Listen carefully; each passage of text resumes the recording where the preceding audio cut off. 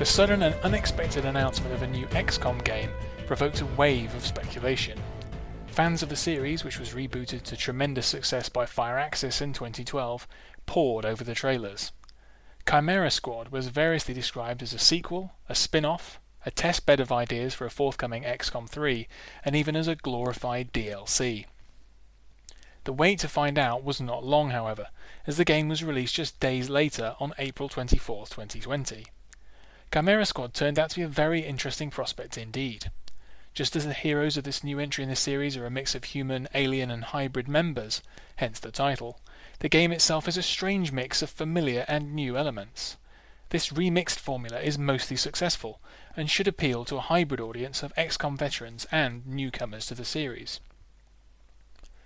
Both XCOM and XCOM 2 were set on a global scale, with elite human troops struggling to defend and then liberate Earth from an insidious alien invasion.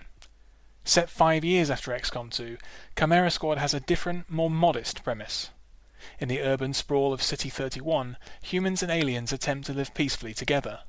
Instead of commanding a crack military force, players manage what is essentially a specialist police unit, neutralizing threats to coexistence. While this premise is a novel and appealing one, story is not a major focus of Chimera Squad. Cutscenes are few in number, there are barely any notable characters outside the squad itself, and City 31 is never given a real sense of place.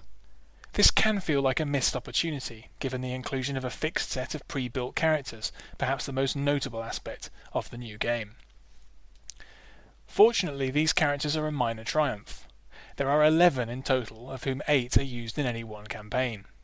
These agents include humans, aliens and hybrids of the two, produced by the deposed Advent administration. Their abilities and personalities are impressively varied, and while not all are equally strong, the Psi-Operative Shelter feels particularly undercooked, their synergies in combat are a thrill to discover. The turn-based battles in the game's tactical layer hew quite closely to the model in XCOM 2.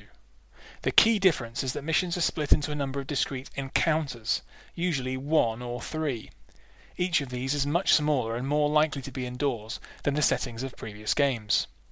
Additionally, the new Breach phase opens each encounter. Agents are assigned to specific entry points, which each have their own tactical implications. For example, making an entrance using an explosive charge will likely stun any enemies close by. In Chimera Squad, Firaxis are also experimenting with what they have called interleaved turns. This means that allies and enemies each have a position in a sequence of actions. Called the timeline, specific abilities can shift combatants up and down the timeline, which players can exploit to protect their agents, or sometimes prevent dangerous enemies from taking any actions at all. The smaller environments and faster gameplay give Chimera Squad a feeling of a condensed XCOM, while the interleaved turns and often more powerful agent abilities make it seem more relaxed and approachable. Players spend much less time in the strategic layer, which is significantly simpler than in XCOM 2. City 31 is represented by a holographic display, and each district has its own level of unrest. The level of anarchy in the city overall is the equivalent of the Avatar project in XCOM 2, albeit far more forgiving. If the city falls into outright chaos, the campaign will be a failure, but it's difficult to imagine this happening, given the tools at the player's disposal. The options in the strategic layer are mostly limited to basic training for agents, researching and purchasing new equipment, and sending agents on spec ops, each with their own rewards. These tasks often take only a few clicks before a new mission is ready. Chimera Squad is eager to push players towards combat as quickly as possible. It is worth waiting around, however, to hear the very charming background conversations between agents, which range from the surreal to the genuinely touching. Verge, welcome to our temporary home. What are your thoughts on exposed steel girders? Remarkably positive.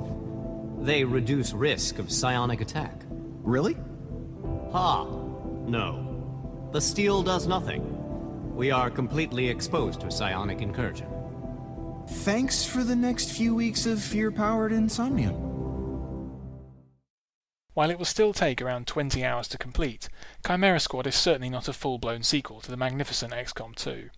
Its emphasis is much more on small-scale tactical battles than the grander strategy of earlier games. With that said, those battles are consistently engaging, especially because of the well-crafted characters and their varied skills. A more developed story would have been welcome, but Chimera Squad is an exciting strategy experience in its own right. In the context of the XCOM series, it may not be a wholly new tune, but it is a fresh remix players will want to return to more than once. Thanks for listening.